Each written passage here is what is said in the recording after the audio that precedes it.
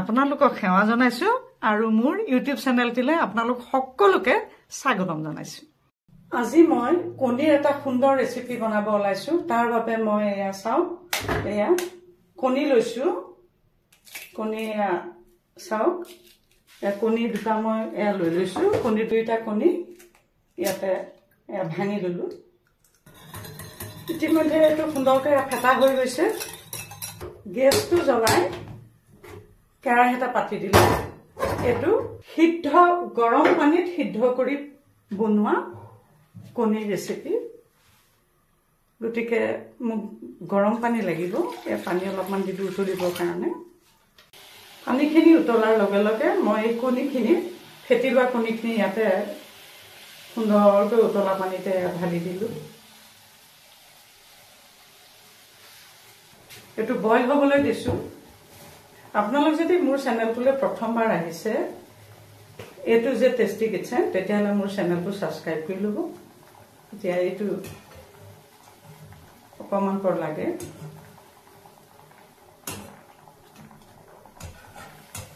এইটো হৈ গৈছে।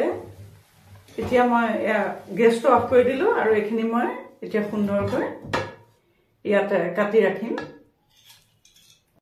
এতিয়া বইল কৰা কণীখিনি বইল পানীত সিজোৱা কণীখিনি এতিয়া মই সুন্দৰকৈ প্লেট এখনতে সুন্দৰকৈ মিলাই লৈছো। এতিয়া মই গেছটো জ্বলালো আৰু এটা কেৰাহী পাতি দিলো। অলপ তেল দিলো। তেল যিকোনো তেলে দিব পাৰে। মই অলপমান সৰিয়হৰ তেলেই দিছো। ইয়াতে মই সোৱাদ জোখাৰে নিমখ দি দিলো। সোৱাদ জোখাৰে ৰং উঠিবৰ কাৰণে হালধি দি দিলো। আৰু ইয়াতে মই এটা পিঁয়াজ মিহিকে কুটি লৈছিলো। কাটি লোৱা পিঁয়াজখিনিও মই ইয়াতে ঢালি দিলো। এইখিনি ৰঙচুৱাকৈ মই ভাজি লওঁ। জুইটো মিডিয়াম ফ্লেমলৈ আনিলো। এইখিনি ৰঙচুৱা হৈ পৰিছে। ৰঙচুৱা হোৱাৰ লগে লগে মই পকা বিলাহী এটা কাটি লৈছিলো। পকা বিলাহী ইয়াতে ঢালি দিলো।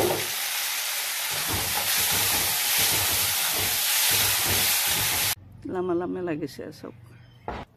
তাৰে মই এটা কেঁচা বিলাহী ছিঙি লম।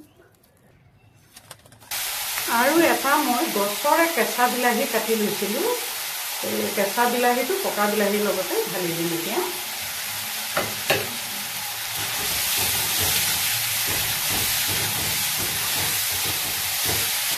ইয়াতে মই অলপমান জালুকৰ গুড়ি দিলো।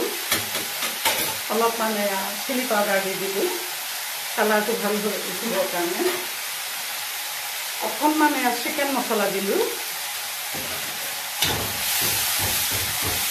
আপোনালোকে ৰেচিপিটো কৰিলে আকৌ শেষতে চাব দেই।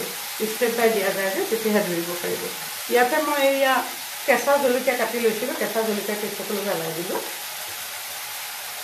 ইয়াতে মই কি কৰিছো চাওঁ, ধনিয়া গুটি থকা, কেঁচা ধনিয়া গুটি থকা ঠানি দুটামান লৈ আহিছো ছিঙি।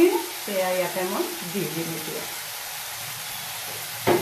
সুগন্ধিটো আৰু সুন্দৰ হয়। আপোনালোকে এনেও দি চাবচোন। কেঁচা ধনিয়া গুটি যেতিয়া ধৰে ধনিয়া, সেই কেঁচা ধনিয়াটো আনি সেই গুটিটো দি খাই চাবচোন। চব্জিবোৰ, আঞ্জাবোৰ বৰ সুস্বাদু হয়। এয়া দিলোঁ। এতিয়া এখনটো এনেকৈ ভাজিম। কি সুন্দৰ হৈ গৈছে চাওক কালাৰটো। এটা অতি সুন্দৰ আৰু অতি সহজে বনাব পৰা ৰেচিপি হয় এইটো। ইয়াতে অকণমান জিৰা পাউডাৰ দিলোঁ আৰু কাটি লোৱা কেঁচা ধনিয়াৰ পাত কেইটামান, থম ধনিয়া ইয়াতে ঢালি দিলোঁ আৰু গেছটো বৰ্তমান বন্ধ কৰি দিলোঁ। আপোনালোক এতিয়াও আঁতৰি নাযাব দেই, অলপ এতিয়াও বাকী আছে। এতিয়া কি কৰিম, মই এইখিনি আনি ইয়াতে কণীখিনিৰ ওপৰতে এইখিনি মই আঁচতেকৈ এনেকৈ সজাই দিম। অতি এটা সুন্দৰ ৰেচিপি হয় এইটো। এইটো চাওক, এইটো এনেকৈ মিলাই দিলোঁ আৰু এইটো আপোনালোকে ভাতৰ লগত খায়, ৰুটিৰ লগত খায়, দোচাৰ লগত খায়, যিহৰ লগতে ভাল পায় আপোনালোকে বনাই খাব পাৰিব। এইটো চাওক, এটা অতি সুন্দৰ ৰেচিপি, বনাবলৈও সহজ, খাবলৈও অতি সুস্বাদু হয়। গতিকে এই সুন্দৰ ৰেচিপিটো আপোনালোকে সুন্দৰকৈ বনাই খাব। আৰু এটা নতুন ৰেচিপি লৈ অহাৰ প্ৰতিশ্ৰুতি দিলোঁ। আৰু আপোনালোকে ভিডিঅ'টো পহিলাৰ পৰা শেষলৈকে চোৱাৰ বাবে আন্তৰিক ধন্যবাদ জনালোঁ।